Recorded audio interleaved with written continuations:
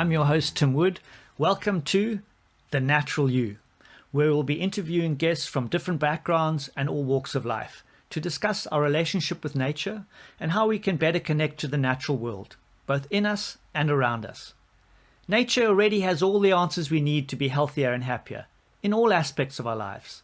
Listen up to hear how to access more of The Natural You. Peter Amlinger is a chiropractor based in a family-oriented, principle-based practice in Mississauga, Ontario. He is a passionate advocate for chiropractic and has held many roles within the chiropractic political and educational realms, both at a national and international level. His 37 years of service to the principle and profession of chiropractic have seen him receive numerous awards and salutations. More recently, Dr. Amlinger has received the Alliance for Chiropractic's Lifetime Commitment Award in 2018, and he was named Life University's International Chiropractor of the Year in 2020. His role as a teacher and facilitator of personal growth has seen him travel the world teaching and speaking to chiropractors, staff, and families, helping them to fall in love with the principles of chiropractic, integrating them into their lives to develop their ideal practices from the inside out. Hi, Peter. Morning, Tim. This is Peter Amlinger. I'm super excited to have you with us today. I haven't seen you since a few years back when you were talking at Chiro Europe in Malaga, Spain. So it's great to see your face again. And I know you're always busy and involved in your practice, but also in sort of chiropractic politics and in Canada. So thanks for taking out the time. I really appreciate it. My pleasure. And it's thankfully I can say I'm not involved in politics anymore. I did 20 years and I felt like that was enough, but I am busy in office still and doing some speaking. It's been interesting past few years in that I used to, prior to 2020, I would travel, between 30 and 40 times a year speaking. And so then I had to learn how to use technology over the past few years. I did not get very good at it. And now we're back starting to travel again, which is good. And aside from that, my other current project is myself and 3 colleagues are working at starting a new chiropractic college in Canada. Oh, wow. Which is called Four Directions Chiropractic College. We've obtained ministerial consent to apply for approval of the program, and it will couple traditional chiropractic, philosophy, science, and art, and marry that with Indigenous principles. So we will be building the college on Indigenous land, and wow. And we've got a big vision for the school, and I'll keep you posted on that as that rolls around. But it's wow, that's an amazing project. Yeah. Wow, fantastic. Well, I know you spoke about sort of the Indigenous people, and I know Canada has lots of open areas and access to wild nature, which in large part of the world we struggle to get into.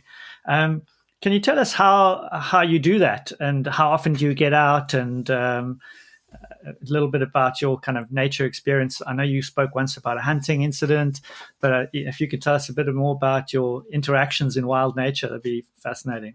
Absolutely. And I've been associated with nature my whole life, really.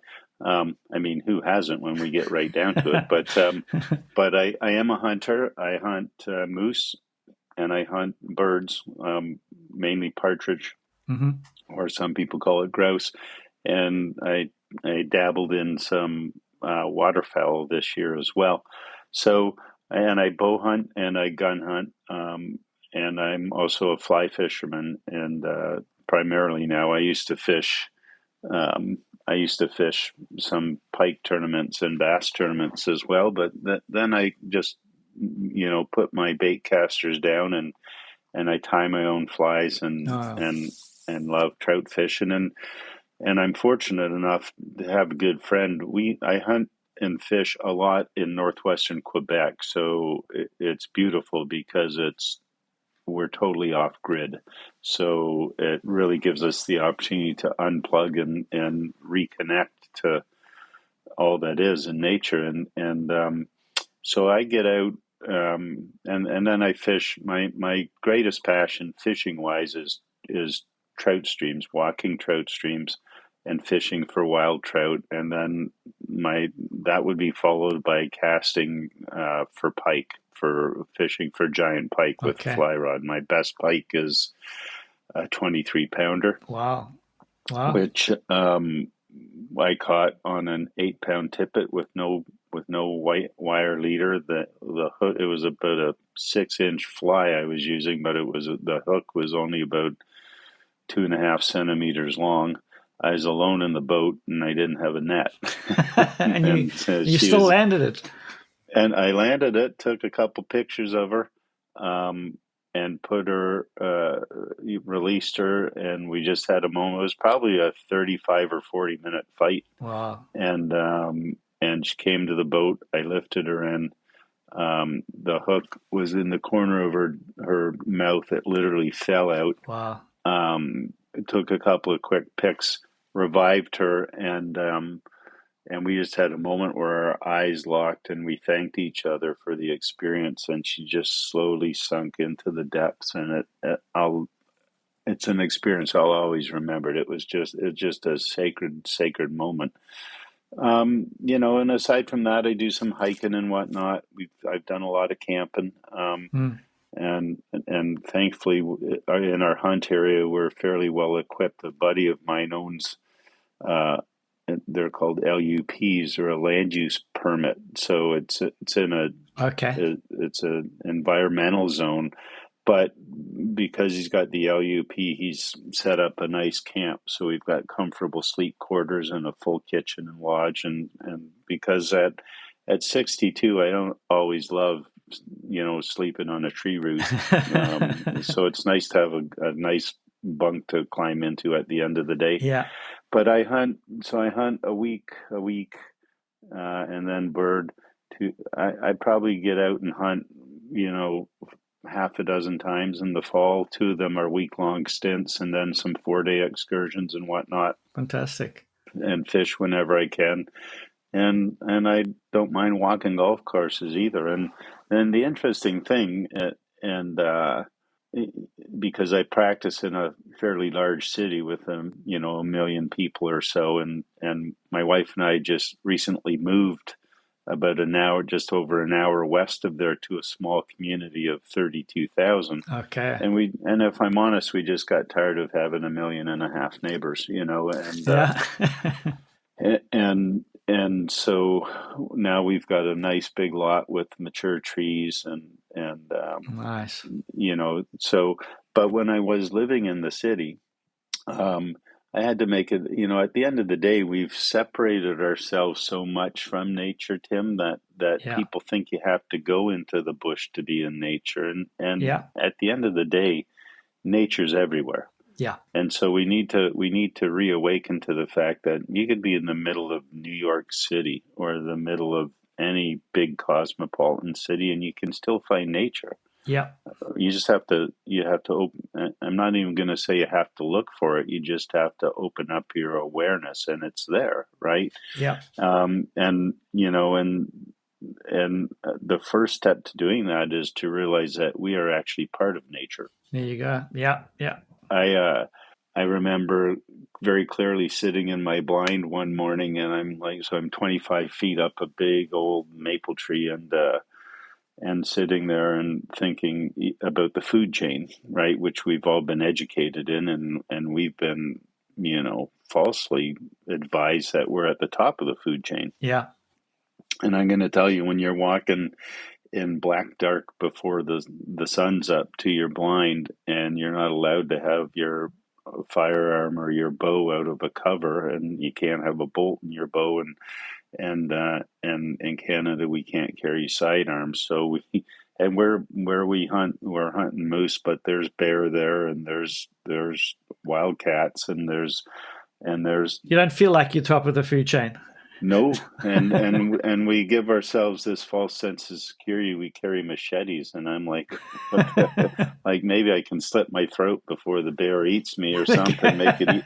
But but then you get in your blind and you watch the world wake up, and you become aware that you could be sitting there, and a little tick could crawl up your leg and put a bite on you, and that could cause a circumstance that would take you out, right? Yeah, yeah, So you become aware of the like, it's not a food chain, it's called the cycle of life, yeah, and we're part of it. And and each part of the cycle of life, or the circle of life if you prefer, is equally important. It's an equal playing field, and that is a native concept that looked at, said that the great mystery lived in all things, and even in things that appear inanimate to us, such as a rock, right? yeah, And so the natives believe that we're all related, that we're all equal, and we're all here to support each other mm, and guide each other on our walk, whether that guidance comes from a tree or a rock or an animal spirit. But so we really need to start to embrace that, and that's in line with our chiropractic principle that says a universal intelligence exists in all things, yeah, yeah, gives matter its property and characteristics, and thus maintains it in existence. If you go on and that's the major premise in chiropractic. But if you read in Stevenson's textbook, and the article is Article 49, it's the first step of the universal complete cycle, and it defines universal intelligence as something that has existed always, is infinite in nature, is always has been and is very intelligent, mm, always works for the highest good. And then it says having these qualities makes it God. So it then goes on to say that the intelligence is infinite, our appreciation of it is limited, and we can only expand our awareness of it through experience. So we are set into these bodies to experience life, so hmm, we could increase our awareness of this principle, of this life force, of the great mystery. And then it goes on to say that innate intelligence is a subunit of universal, separate from, yet not separate from, universal, and every living thing has an innate intelligence whose mission is to maintain the organism in which it lives in a state of active organization, which speaks to adaptability. So at the end of the day, we are connected to all creation through this wonderful intelligence. And the mission of universal intelligence, this intelligent energy that animates the universe, is to maintain harmony and balance within the cosmos. And our innate intelligence mission is to then maintain harmony and balance within us with respect to our relationship with ourselves, but also to all creation. And so once you really start to chew on that for a while and appreciate it, it enhances your your sense of connectedness to all creation. yeah. And one of the things that I've struggled with from time to time is in my analytical brain is the concept of innate intelligence, and I always put that, like you said, in living things. So whether it's a tree or a lizard or a human, innate intelligence is that which is bringing balance and order and keeping it in existence.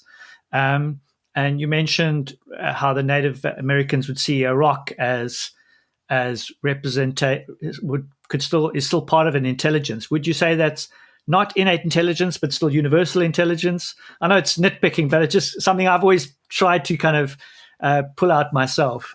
Yeah, I think, yeah, 100. So from our chiropractic philosophy, inanimate objects possess there's a universal intelligence running through that, Yeah. and living things are endowed with an innate intelligence. And so, Okay.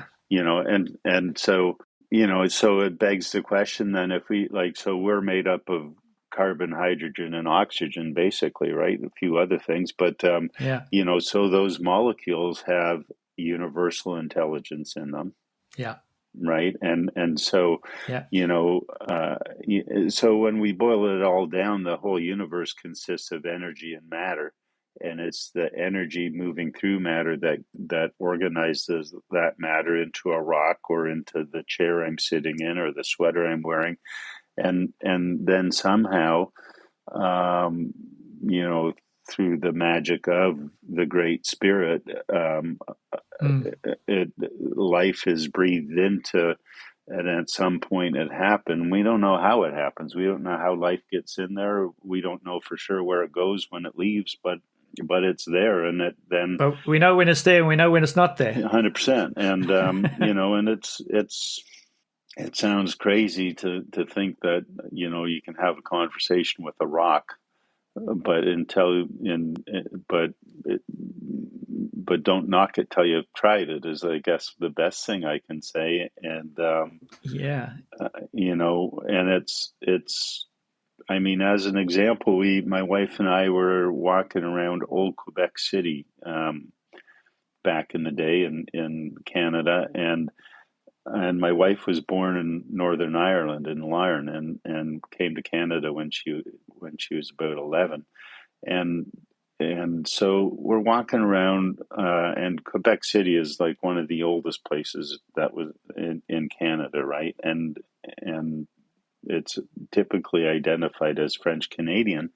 So we're walking, and we were looking for a restaurant or something. Anyways, we come by this hill.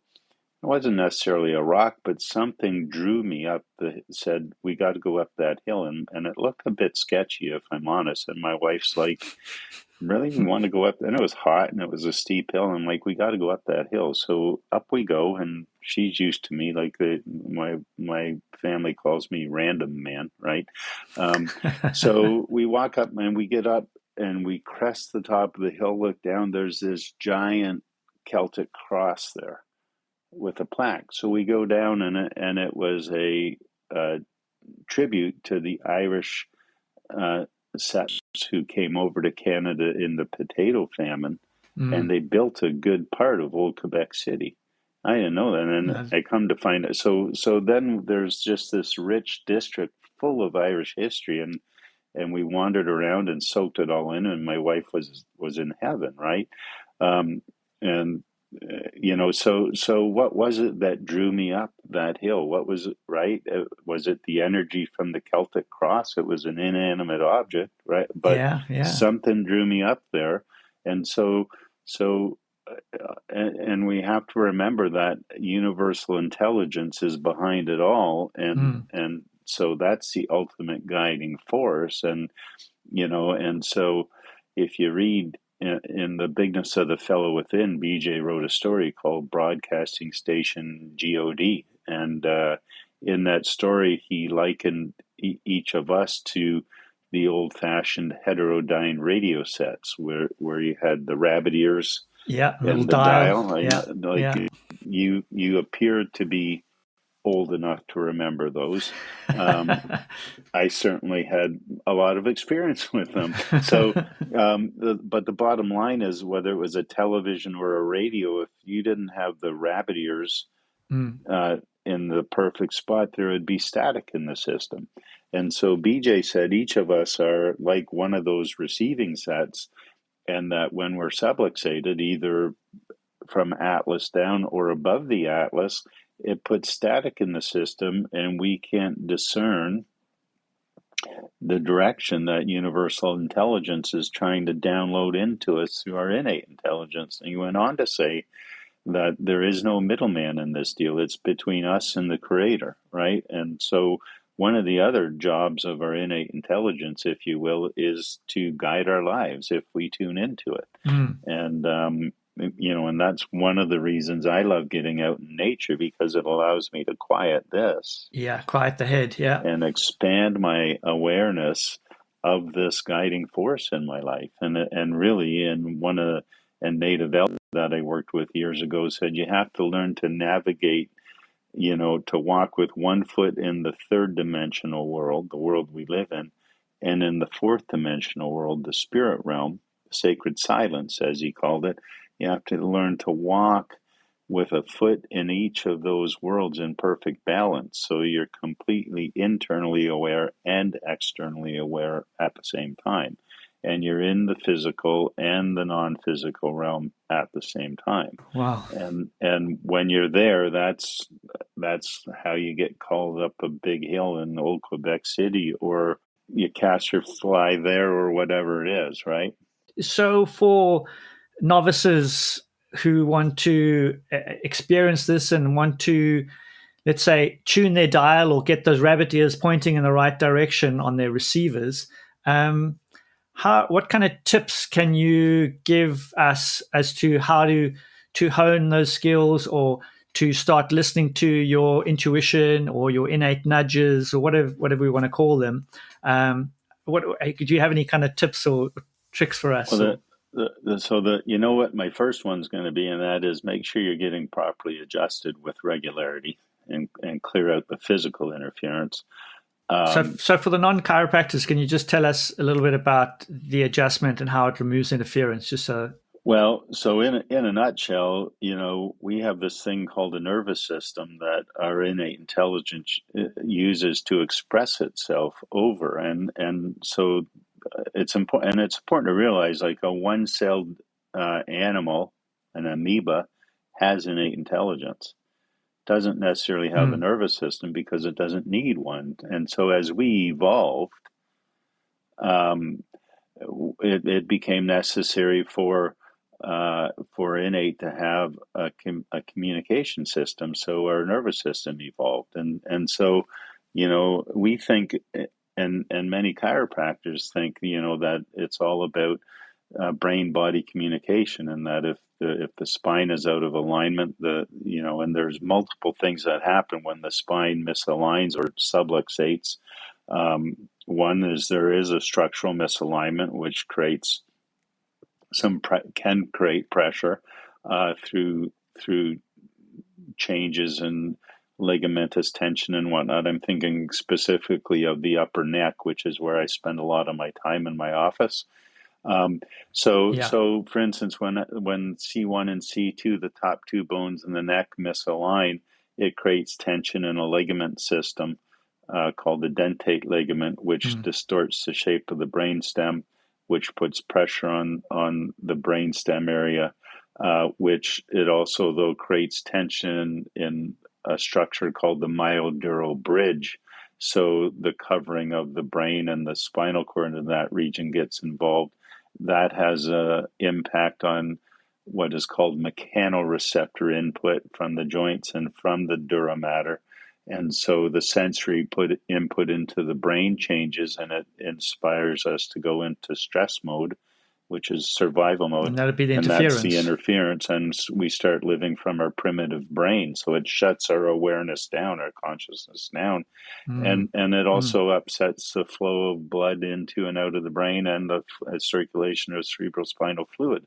So it's not a good way to live. And on the other hand, when we make the adjustment and restore the integrity of that area, that all unwinds. So we get proper fluid flow of both blood and cerebrospinal fluid. It normalizes the mechanoreceptor input, and it gives us access to our higher brain centers, and we start living from our higher brain centers, and our awareness expands. The prefrontal cortex lights up. So that's part one of it. Part two, and there's a quote from Stevenson's textbook, which I love. It says, "The existence of the innate brain is factual. Its location is theoretical." Right. And so being an upper cervically focused chiropractor, I always wanted the innate brain to live here. And for years, at the top of the neck. For years, I assumed it did. And there's Hebrew teachings if you Google luz bone, Luz bone, you'll find a YouTube video which is put on by a rabbi. It's about 65 minutes long, and he talks about the luz bone, and he's talking about right here, and he says that's where life comes into the body and whatnot. It's pretty cool little teaching. So that's C1, the Correct. atlas, which you mentioned earlier. So, but then back when I had the hunting incident, um, which was a broken wrist as a result of an interaction with a rock buried in a mud hole that I found while driving my ATV through said mud hole. Um, but just before that, I had started getting involved with something called heart rate variability and working with an organization called the HeartMath Institute. And so they talk about a state called coherence, which we could Mm-hmm. describe as an open-hearted state for to keep it simple. But we know that when a person's in coherence, their self-awareness increases and their awareness of their surroundings uh, it increases as well. We know that the electromagnetic field put out by the heart space when a person's in coherence is thousands of times bigger than the electromagnetic field our brain puts out. And we also know that there's an integral nervous system within the heart itself. So now experts are saying and proving that the heart has its own brain, so to speak. And so That's right. when the heart brain is dominating, we are in coherence, and I would say that's our it. So for me now, the heart brain is the innate brain. It's kind of proven itself out, and so we know that when a person's in coherence, there's tons of messages projecting up from the heart. The heart brain, the heart Mm-hmm. space feels things before they happen. We know science that we sense things before they happen, but it's been proven that the heart brain always feels them before the brain perceives them. And you know, and we know that if a group of people come into coherence, they've done experiments where a group of people have gotten into coherence together in a city, and the rate of violent crime goes down, and there's a lasting effect once the group leaves the city. Wow. And it's been proven that this can have non-local action. So I could get a group of people here in Canada where I live, and we could go into coherence, and we could think about you, and it would change your physiology, Yeah. and so, you know, and that is, I think all great religions have spoken about the power of prayer and intention and all, you know, yeah, when people have that intention, how that can change, and obviously they were attributed to God, but if we're all connected in that way, then yeah, 100%, and the magic in you know, in it when we set that intention, we couple it up with love and gratitude. That is the most powerful, right? That's sort of the gateway, mm, and we know that. So the two things I have found to move people into coherence the most efficiently are an upper cervical adjustment, and I got tons of pre and post heart rate variability scans to prove that. And the second one is a meditation that focuses on breath. Um, and and I first learned this breath about 40 years ago from a native elder. And then when I started getting involved in heart rate variability in my clinic as an outcome measure, the HeartMath Institute teaches a breath focused meditation that is strikingly similar. So, wow, and really, you know, there's been studies done of all the different forms of meditation. So we know that every philosophy and every religion in the world has one thing in common, and that is some form of meditation. And we know that there's a few things that make all meditations similar as well. One is you need to be in a relaxed position. Um, and two is it needs to be relatively easy. It can't be too demanding, otherwise you get tense. And the third thing is it uses a concentration point. And so most meditations, or many, use an external concentration point, a chant, a hymn, a mandala, a prayer, right? And you know, and meditation is just fixing your thought on one thing, right? As opposed to the 6 gazillion things that are running through our brain at any point in time.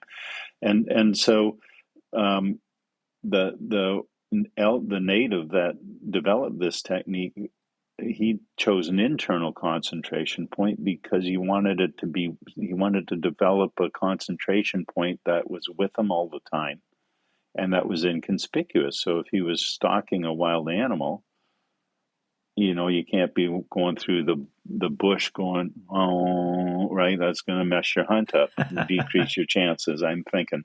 So he said, what's always with me and what can I make inconspicuous? And he chose his breath. And it's this powerful gateway. So we know from science, for example, if somebody starts just doing diaphragmatic breathing, and they breathe down into the deep lower part of their lungs, it moves them into the parasympathetic nervous system. That's right. And that moves us out of the stress response, and that gives us the opportunity to open our gateway up and open that heart space up. So I would encourage people, as I said, to get adjusted. The second one is to get um, to start on some sort of breath focused meditation. On March 27th, 2020, I started a private Facebook group called Wisdom from My Nuts. And we started doing breath focused meditation right at the beginning of the pandemic. And I think we did it for 68 or 78 days straight. And then we went to 3 times a week, and then twice a week, and then weekly. Then I stopped, and then some of the people in the group said, could you please start again, because I'm struggling. So we do it Monday mornings now at 6 a.m. Eastern time. And it's just a group of people. They're recorded, but it's a group of people who get together, and we just do a breath-focused meditation. It's about a half hour. And it was just, so I was called, at the beginning of the pandemic, it's like, what's my role? In this, right? And the message I got from Spirit was just hold space for humanity. And so we started doing the breathing thing. And so if people need a resource to get them started, if you go to that group and ask to join, what should I search? Wisdom from My Nuts. And that's about you. I think you've probably seen, if you Google Peter Amlinger love bomb. There's a short 3-minute video of me talking about my nuts. I'll put a link in the comments, and they can go straight there. Yeah, and so the whole title will make sense after they watch that short little video. So, and then my third piece of advice would be to get out in nature, right? To get out and reconnect, and also to start a daily practice of gratitude and just sitting and remembering things, experiences where you felt love, and and just really bring that together. Because so here's the thing: if you look at our chiropractic philosophy, we call it universal intelligence, innate intelligence. BJ talked about life. We talk about life force. Stevenson called it God. You look in the Bible, it's God, it's light, it's love, right? So we've got all these different names for the same thing, right? And I'm way past getting hung up on what people want to call it. It's important to me that people recognize its existence. And if we're honest, there's a lot of people who have trouble with the word God because of the experiences they've had with organized religion. And there's and so we have to reconcile that, because at the end of the day, if no religions existed, God still would. Right? And that's just a truth. And so there's a native storyteller that I listened to. His name's Richard Wagamisi, and he was, back in the day, he thought he was being an advocate, but he was being an activist, and he was kind of, in his own words, a little bit belligerent. And he was at a native gathering, and one of the elders stood up and called him out and said, "You're trying to be super Injun." And he says, "What do you mean?" He goes, "You're trying to be super engine," and that's all he said. And at the end of or throughout the conference, another elder pulled him aside and said, "Listen, you, you were a human being first, then a man, and then an Indian. So if you want to be a better Indian, work at being a better human being. And as you do, you'll become a better man, and then you'll be a better Indian." So you plug in whatever you want there, a better husband, a better father, a better chiropractor, a better whatever. Yeah. If and he goes on to say, and there's a C.S. Lewis quote that says, "You do not have a soul, you are a soul, you have a body." That's right. So, and I've thought, and everyone loves that quote, and it always challenged me on a level. And the reason it challenges me, Tim, is because it's a reductionistic concept, right? Yeah. And so Still separates, doesn't it? it still separates. And so, and that's a challenge for all the chiropractors. Like, where are you, if you're separating stuff out, you're practicing reductionism. So if you think about it, we were before we were loved into existence, and so before we were anything, we were spirit, right? We were that innate intelligence, and so from that spirit, so our physical form is an expression of that spirit. Just as a tree would be a expression of a different spirit. 100%. Or the same spirit. Yeah, just a different expression. That's right, and a different vibration, organizing the matter differently, right? And so from that same spirit came our mind, and from that mind, our emotions flow, and so at the end of the day, it's about developing our relationship with our spiritual self, our spirit, our essence, and with the spirit that runs through all things, and therefore our relationship with all creation. And so it all, when you really sit with that and whatnot, that quote becomes, so if you think about it, so that quote then becomes, to me, I do not have a body, I am a body. I am a spirit, body, mind, right? And so then it becomes, well, if I want to express, if I want to create a vehicle so that a spirit can express itself optimally, I want to take care of this physical form that is a manifestation of that spirit. I'm then honoring spirit, right? I want to develop my mind in a way that I can express the gifts and the concepts that sends through me. So it's a really neat, tidy sort of space to get to where it's all tied together. So if I want to express my spiritual potential, I got to take care of my physical potential and my mental potential as well. Yeah, right? and even if you're not really that spiritually minded, you could say, well, there's an ecological approach. You can say all those aspects of me all need to work, otherwise something's going to fail.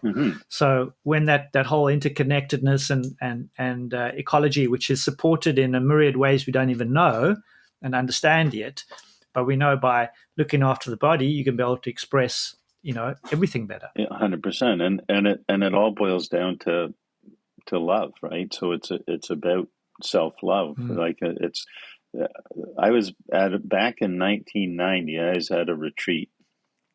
There was like 16 of us, and D. Martini was leading the retreat, and it just happened to be that 14 of there was me and 15 others.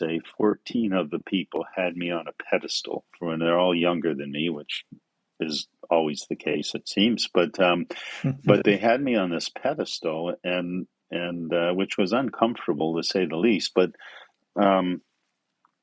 there was a point in the weekend where we did a breath exercise, and then you were supposed to go into gratitude, and then you were to wait until you got a message from spirit, and then join the group, and we were going to debrief it. So we're doing the breath stuff, and I'm sitting there thinking of all the things I'm thankful for, and I hear the group moving around, so I'm aware of what's going on around me. My eyes are closed, and everyone sat down, and they're done, and DeMartini's like, let's start debriefing without him. He's fine over there.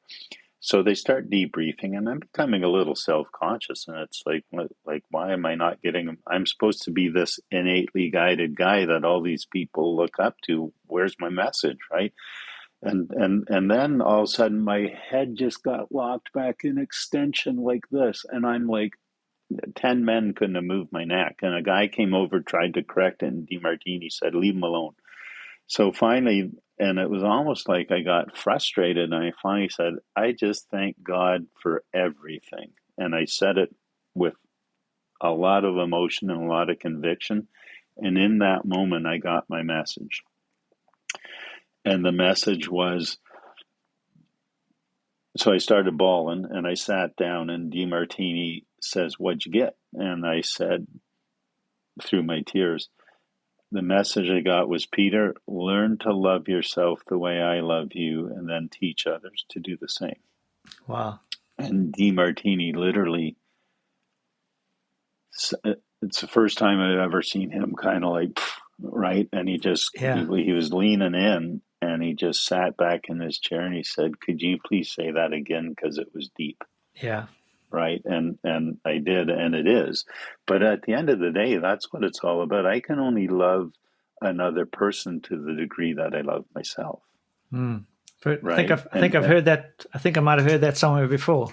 Yes, perhaps, so at the end of the day, I go out, and another elder that I worked with challenged me back in the day to not take anything at face value, but to go out and prove it or disprove it for yourself, Mm. whether it was a teaching he gave me or anybody gave me. So I always challenge chiropractors: read the green books. Don't listen to me or you or Stu Mm. Bittman or Mark or go and do the work and read the Palmer writings for yourself and figure it out. And yeah, I know it's not easy, and they wrote weird in a weird style, but I think they did that for a reason.